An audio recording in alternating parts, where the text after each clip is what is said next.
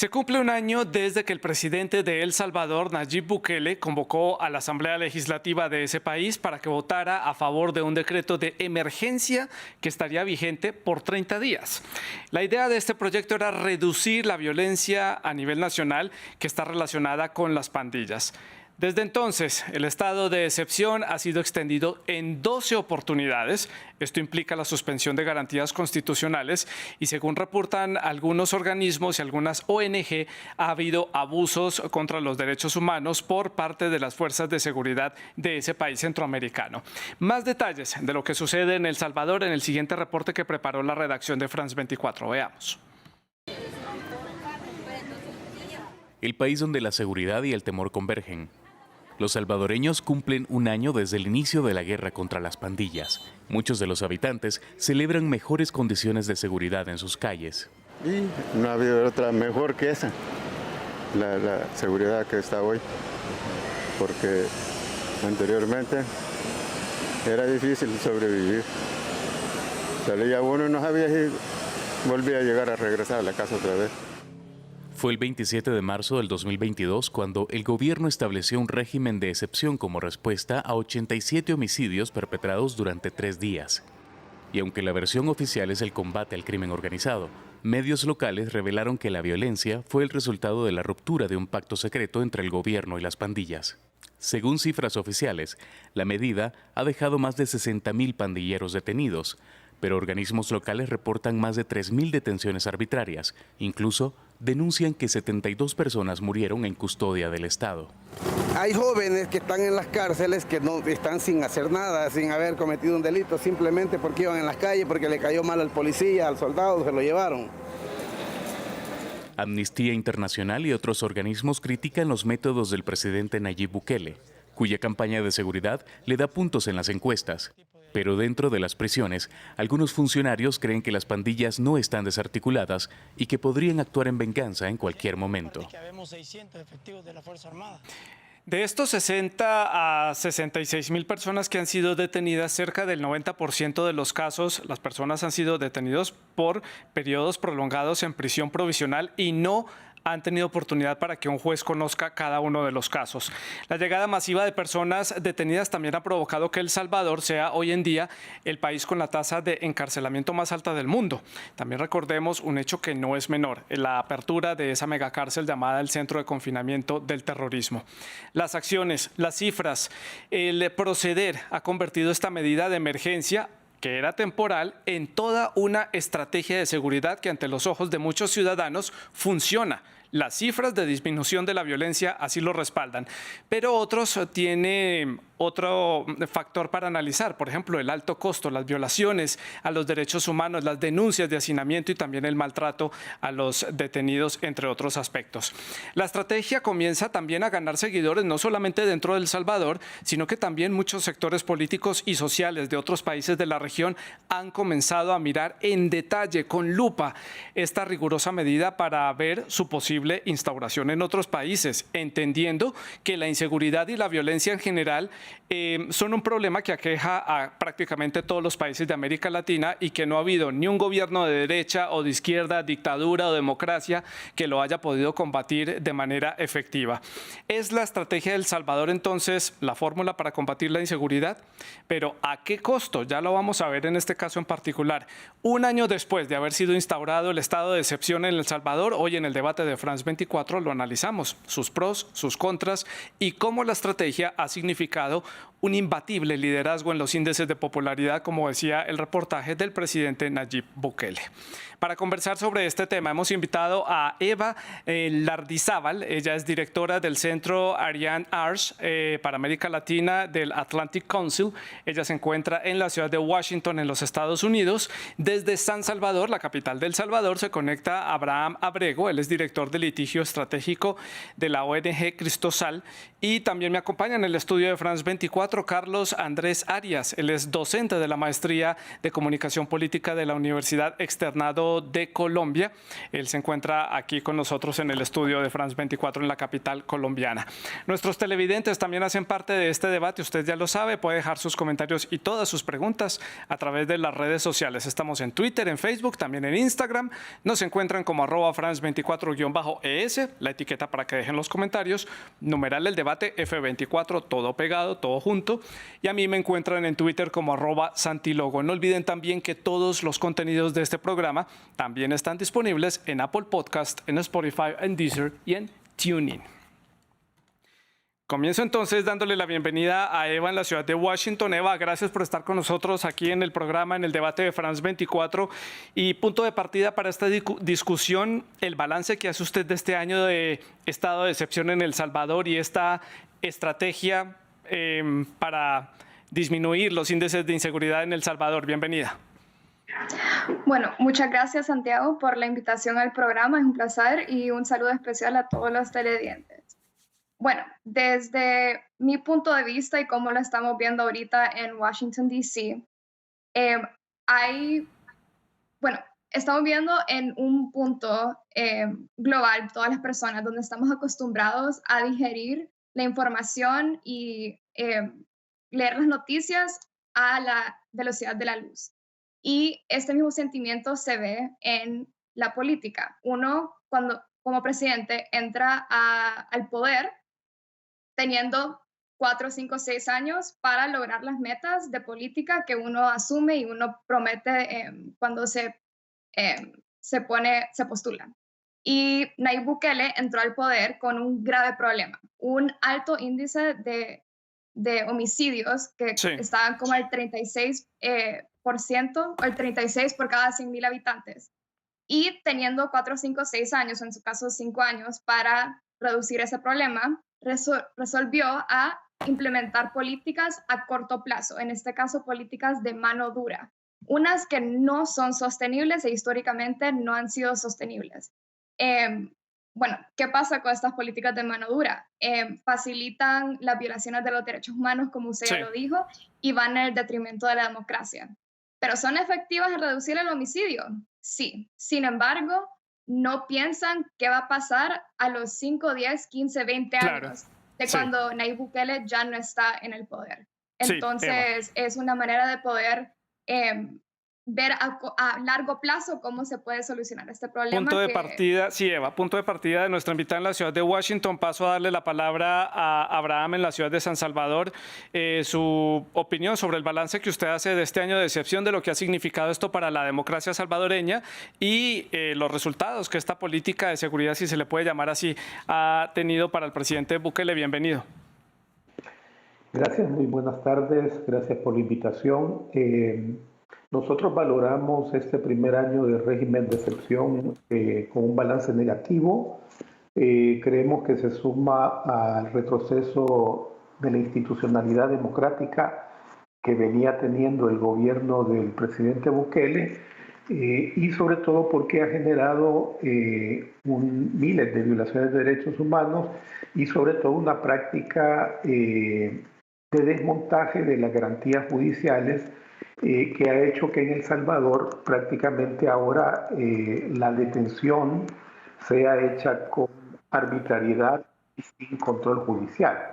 Y esta es una herramienta que nuestro temor es que no sea usado solo en el momento ahora que se está hablando del combate a las pandillas, sino que, como ha demostrado también el régimen, se ha usado como un instrumento de represión y de control político.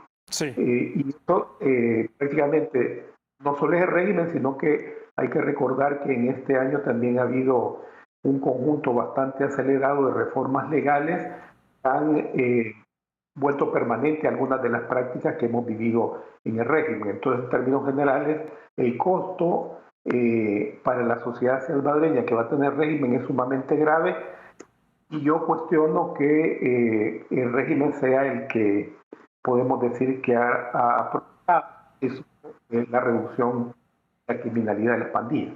Sí.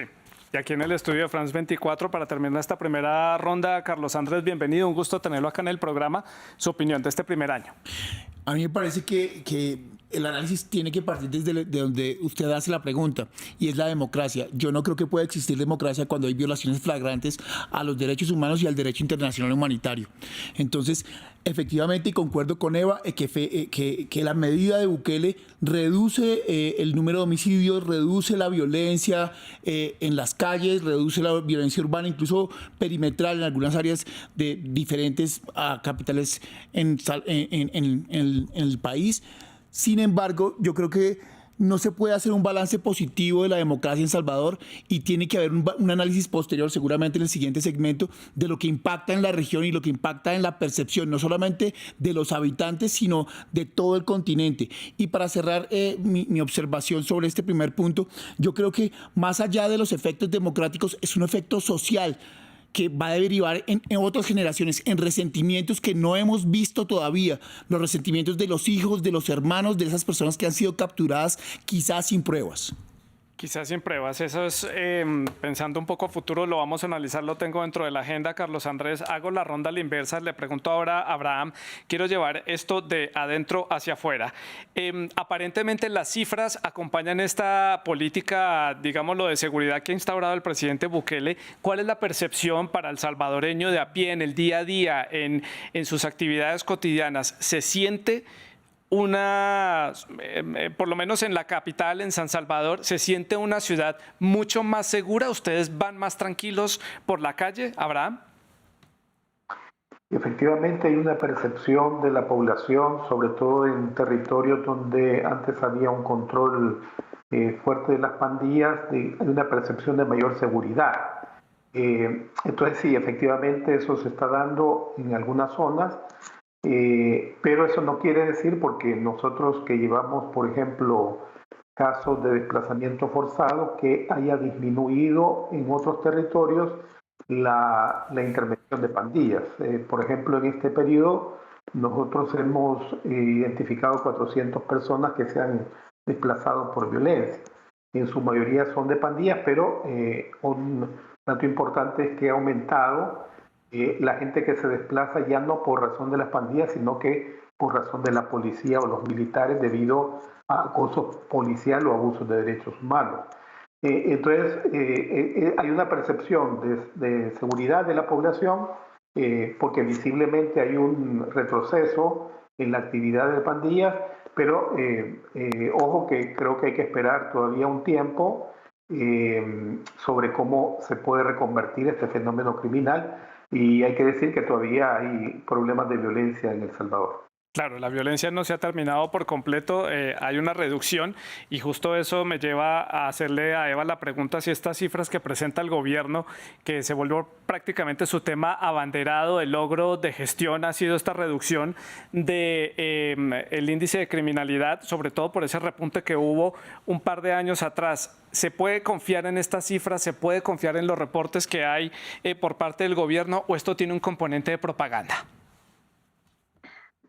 Bueno, yo lo veo que por un lado el gobierno puede decir lo que uno quiere, lo que ellos registran, pero es parte en responsabilidad de la comunidad internacional de también hacer ese seguimiento y reportar lo que pueden dentro de la información que pueden lograr. Sé que Human Rights Watch y Amnistía Internacional y otras organizaciones han hecho este tipo de reportaje, incluso Cristosal, que es la organización a la cual pertenece Abraham. Así que hay que tomarlos, como decimos en inglés, with a grain of salt, con grano de sal, pero también ver, o sea, más atrás están bajando las tasas de homicidios. Este estado de excepción es efectivamente una curita al tema de seguridad.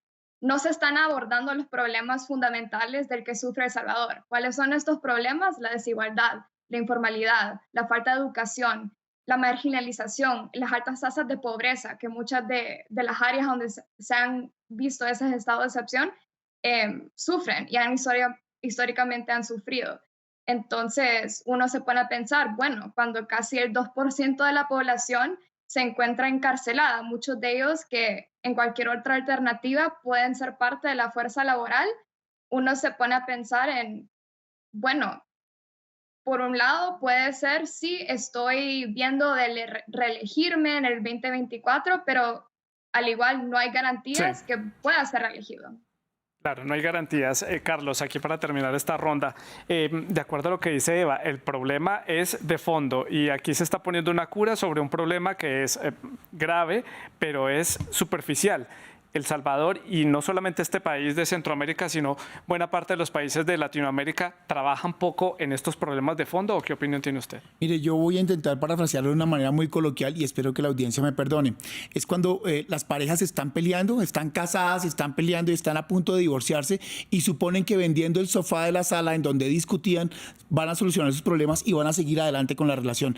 San Salvador está, y Salvador, digamos, como país, más que como la ciudad, está mitigando un problema vendiendo el sofá. Está intentando encarcelar a una serie de personajes que pueden haber estado o pueden llegar a posiblemente estar vinculados en la violencia, pero lamentablemente no está atacando los temas de fondo, que es desigualdad, que es equidad, que es empleo, que es educación, que es salud, que es vivienda. Es decir, no se le puede decir a los pandilleros en muchos lugares de nuestro continente que el problema es que ellos quieren estar en las pandillas per se, por sí mismos. Estar en las pandillas es porque muchos de ellos no tienen oportunidades de ingresar y de insertarse en la vida social.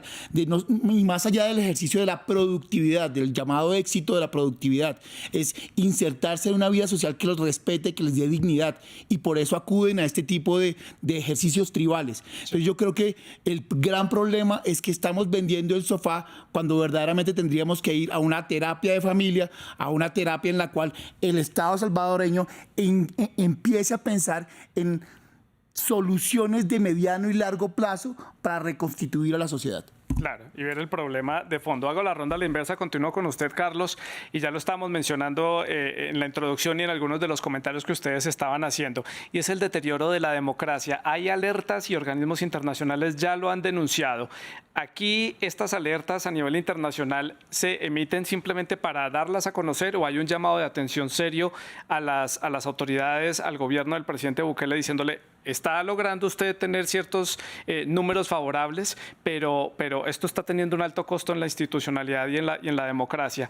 Y ahí, ¿hasta qué punto los organismos internacionales pueden entrar o lo dejan simplemente a discreción de los gobiernos? Mire, salvadas las proporciones, yo creo que esto solamente puede llegar a ser corregido, puede llegarse a tener un llamado de alerta internacional cuando la Corte Penal Internacional entre a hacer una investigación de fondo y a pronunciarse de fondo sobre este tema. Y lo más problemático de este asunto no es ni siquiera que este tipo de organismos empiecen a generar algún tipo de hecho de facto contra el gobierno salvadoreño, porque si las organizaciones no gubernamentales como Human Rights Watch o como otras, para no citar todas las que ustedes han mencionado en el reporte, siguen haciendo denuncias, pues sí son válidas, pero hasta que no tengamos un ejercicio de fondo de un estamento internacional no va a pasar absolutamente nada. Y para mí creo que lo más grave de esto no es ni siquiera lo que está sucediendo en San Salvador, sino lo que se está reproduciendo en otros gobernantes de América Latina que, ya sean de regímenes de izquierda o derecha, están utilizando prácticas populistas. Sí, eso lo vamos a hablar más adelante. Este modelo sí es visto con lupa por otros gobiernos para adaptar ciertas características para combatir la inseguridad. Le pregunto a Eva, para continuar con la ronda un poco en medio del desorden, le pregunto entonces, para garantizar esa democracia salvadoreña, ¿se puede confiar en la división de poderes o ya el poder del presidente en este momento está abarcando las diferentes instituciones y está ayudando en ese desmoronamiento lento de los valores democráticos? Bueno, efectivamente hemos estado viendo la centralización del poder dentro de los tres poderes del Estado: el Ejecutivo, el Legislativo y el Judicial.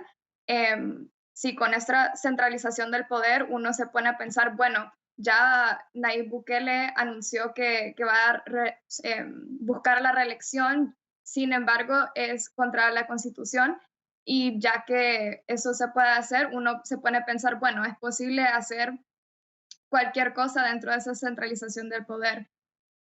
Sin embargo, tanto el gobierno de Bukele como la Asamblea Legislativa deben adoptar medidas sostenibles y respetuosas de los derechos para desmantelar las pandillas y proteger la población de estos abusos. Y estos incluyen abordar las causas fundamentales de la violencia de las pandillas, y concuerdo con el punto de Carlos Andrés sobre cómo va a surgir un resentimiento si no se abarca dentro del poder. Sí. Abraham, su opinión sobre este tema, algo para añadir. Mire, lo que añadiría yo es que falta una investigación sobre el rol de funcionarios en negociaciones con pandillas. Y el problema puede ser más complejo en el sentido que si el Estado está involucrado con negociaciones en pandillas para disminuir la criminalidad o incluso, como en otras ocasiones, para lograr réditos electorales, para presionar a votantes, etcétera, creo que estamos hablando de un problema más grave, porque ya no solo es el problema normal que tendría un Estado de combatir la criminalidad, sino que estaríamos hablando de un asocio entre grupos criminales y el Estado que los utiliza al servicio de intereses políticos. Entonces creo que también eso es un fenómeno grave que podría resultar en una mutación de lo que han sido las pandillas en El Salvador. Entonces creo que en la medida que se conozca más de la investigación, incluso en Nueva York hay un proceso de investigación contra algunos pandilleros donde ha salido tanto la información y las evidencias sobre involucramiento de varios funcionarios. Entonces creo que es un factor que tomar en cuenta porque estaríamos ya con el tema de retroceso democrático, también hablando de crimen organizado con la anuencia del Estado. Abraham, y dentro de esa estructura y ese retroceso democrático también hay denuncias de otros aspectos importantes. Por ejemplo, silenciar a algunos opositores políticos. Los medios independientes se han visto en cierta forma perseguidos. Hay control también sobre el Poder Judicial, ya lo habíamos dicho. En cierta forma hay censura. Uno mira esto y no es que estemos hablando de Nicaragua, estamos hablando de El Salvador, que supuestamente es un gobierno elegido democráticamente y que tiene unas características y una democracia mucho más afianzada que su vecino centroamericano. Estas denuncias infundadas, ¿esto se vive en la realidad salvadoreña? Cuéntenos. Sí, la verdad que hay un retroceso bastante acelerado de garantías y nuestro temor es que, y de hecho ha pasado, que todo el andamiaje creado con el régimen se está utilizando contra comunidades, activistas políticos, periodistas, defensores de derechos humanos, organizaciones ambientales, y esa es una expresión que estamos viendo en la práctica, pero también con reformas legales mordazas, ¿verdad? Hay ahora unas reformas legales que incluso prohíben a los periodistas ni siquiera mencionar el tema del control territorial de pandillas, menos incluir en sus reportajes las fotos de los logos de pandillas. El tema de incluso un simple tatuaje artístico ya puede ser sujeto de criminalización. Ya no se diga reportajes o críticas. Entonces, yo creo que aunque estamos viendo las diferencias con Nicaragua, en El Salvador, si no hay un cambio abrupto, se está dirigiendo prácticamente a este tipo de prácticas de represión y de control. Yo creo que las elecciones del otro año, del 2024, depende cómo quede la correlación de fuerzas, van a ser fundamentales porque si no creo que lo que va a pasar en El Salvador, cada vez más estas prácticas que se han dado en Nicaragua y que ya son de represión. Carlos, ya teniendo más en detalle, digamos que la foto completa, que esto no solamente está afectando el tema de la seguridad, esto es un efecto bola de nieve porque empieza a afectar otros sectores de la política y de la vida cotidiana de los salvadoreños. ¿Cómo explica uno que todas estas denuncias de violaciones de derechos humanos, de retrocesos democráticos, y vea uno el índice de popularidad que está presentando el presidente Bukele? ¿Cómo la sociedad salvadoreña entiende ese canje? No me importan los derechos humanos, pero yo prefiero seguridad al costo que sea. Mire, en estrategias de persuasión en psicología social hay un modelo teórico que es la racionalidad eficiente. Esa racionalidad eficiente explica como modelo teórico en psicología social que los ciudadanos cognitivamente preferimos el bienestar personal que el bienestar común, del colectivo, del plural. Entonces, si eso me beneficia a mí, como decía Abraham, si yo puedo salir a la calle y puedo, entre comillas, sentir que no me va a pasar nada o que en las últimas semanas a nadie de mi entorno familiar o cercano de amigos le ha pasado nada, yo empiezo a sentir que de alguna u otra forma esto tiene que ver conmigo directamente. Y si a mí nunca, o si a mí ya me había pasado algo, si mi familia había sido víctima de algún tipo de ataque violento de alguna de estas pandillas y veo que durante unas semanas o 2 semanas o un mes no ha pasado nada, empieza a generar un ejercicio de elección racional eficiente. El ejercicio de elección racional eficiente sobre mi percepción.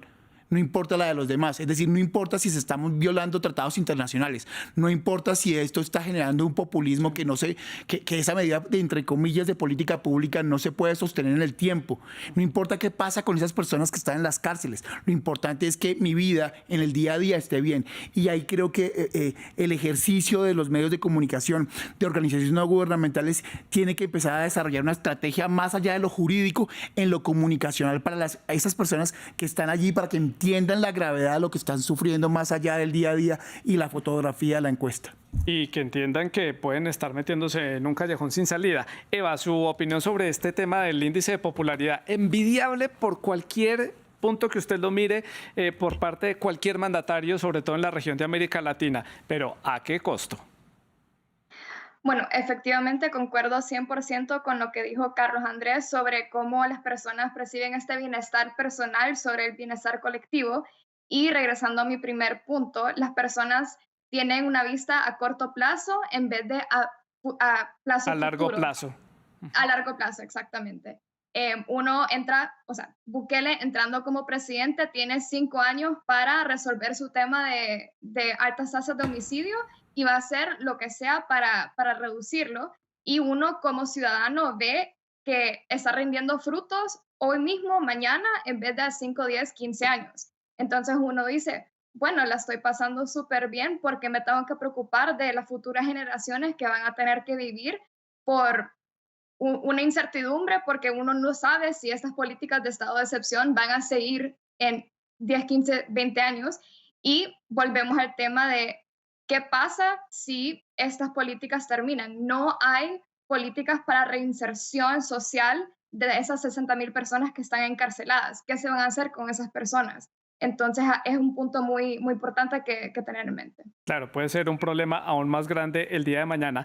Abraham, muchos ven esto como una gran apuesta que está haciendo El Salvador para mostrarse al mundo como un país seguro, para atraer la inversión extranjera, para ser foco a nivel económico y político en la región de Centroamérica. Pero esto no puede ser una estrategia solamente ideada por un presidente o por un gobierno de turno. Aquí hay intereses internacionales de peso por lo que representa El Salvador a nivel geoestratégico y también por el posicionamiento que tienen las maras o las pandillas, que no son únicamente una problemática salvadoreña. Esto también se ve en Guatemala, en Honduras y en Estados Unidos, y pues ya también en algunas partes de México. Ya es prácticamente una asociación de crimen transnacional.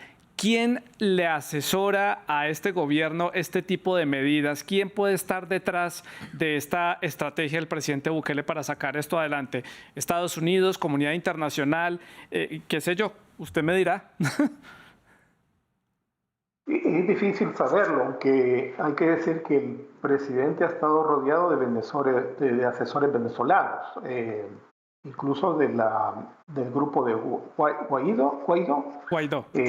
Guaidó, entonces han sido los asesores, incluso la estructura de funcionamiento del gobierno, prácticamente esos asesores son los que estaban como dando las directrices al ministerio incluso.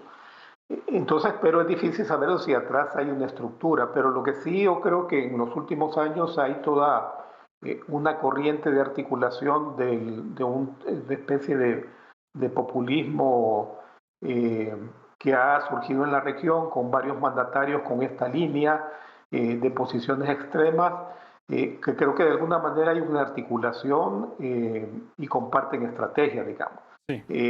Por allí lo vería yo, más que no veo que haya una estructura, un gobierno detrás, pero sí hay aliados, ¿verdad? Porque el tema de este tipo de gobiernos populistas tiene sus aliados en otros países que replican el mismo tipo de modelos. Claro, Carlos, algo para decir sobre este tema y le añado y le prolongo un poquito la pregunta sobre este modelo exportable a otros países. Muchos políticos se están mostrando muy interesados. Bukele incluso ya sale en portadas de revistas colombianas, por ejemplo, como por citar solamente un caso.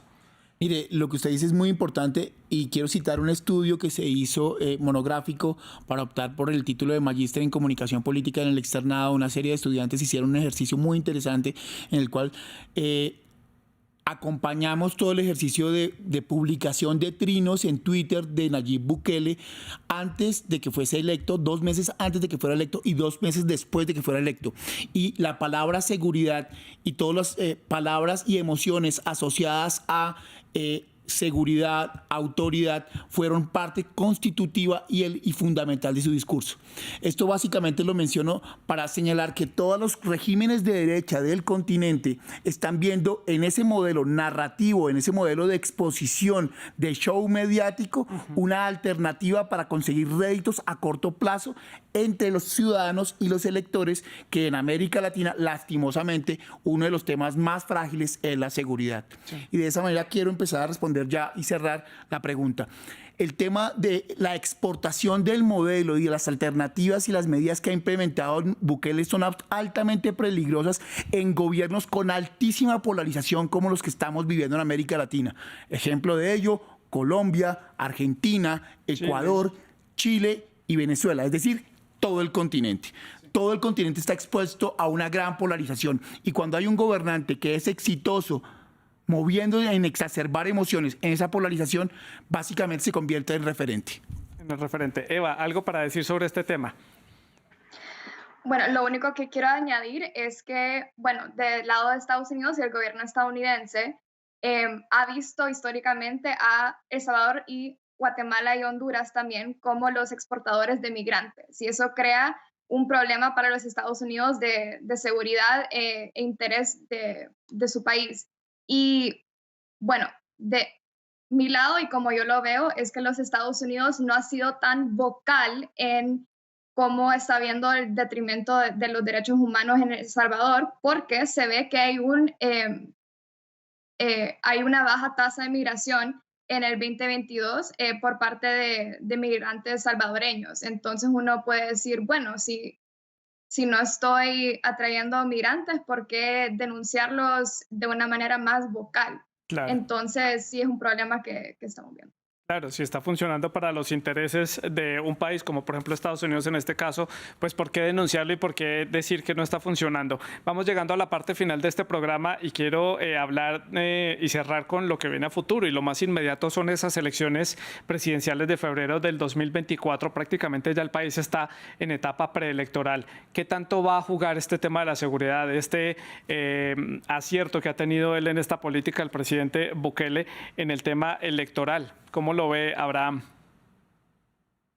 Bueno, yo creo que va a ser sobre todo la carta de presentación que va a tener el presidente Bukele en la elección, porque es, digamos, a diferencia de otras políticas como el Bitcoin o con la misma situación económica que le ha generado, digamos, puntos negativos, creo que el punto, digamos, con el que puede presentar es el tema de seguridad. Por eso está, a nuestro juicio, extendiendo el régimen ya irracionalmente, porque le sirve de eslogan político y publicitario, pero por el otro lado también hay que decir se está cuidando y la Asamblea Legislativa acaba de aprobar una reforma que ha cambiado una regla que existía antes, que en un plazo anterior a las elecciones no se podía haber cambios en las reglas del juego, y eso lo acaba de modificar la Asamblea Legislativa. Por lo tanto se pueden vislumbrar reformas para asegurar, digamos, la correlación de fuerzas que pueda tener el gobierno, y creo que ese ya, como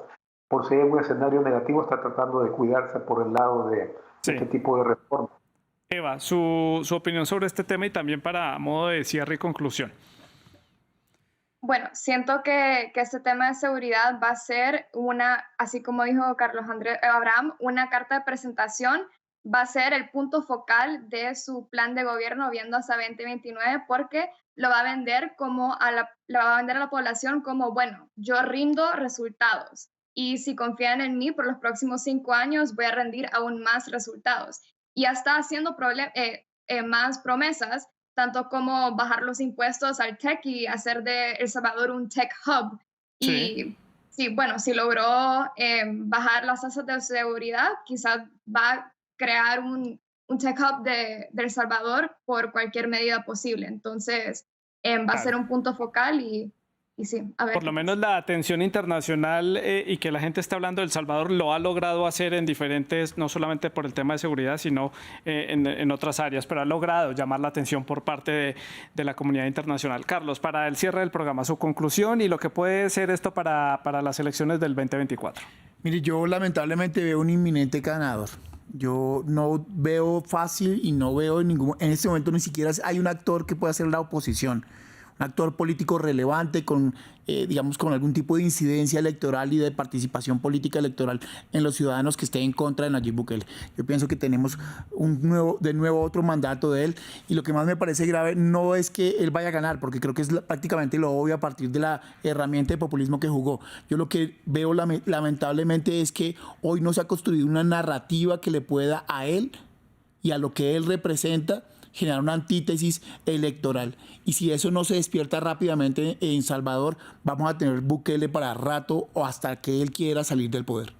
Pues con estas palabras y con el análisis de nuestros invitados finalizamos el programa de hoy. A Eva, a Abraham y a Carlos Andrés les agradezco por haber estado con nosotros. Un overview, una vista panorámica de lo que está sucediendo en este país centroamericano a raíz de el primer año de haber sido puesto en marcha este estado de excepción allí en El Salvador. Es todo por hoy. Les agradecemos su sintonía. En nombre del equipo técnico les agradezco que hayan estado con nosotros. La producción del programa estuvo a cargo de Laura Garzón y de Giovanni Agudelo. La producción de invitados estuvo a cargo de Tania Herrera. Pueden seguir dejando sus comentarios y sus preguntas a través de las redes sociales. Sigan con nosotros.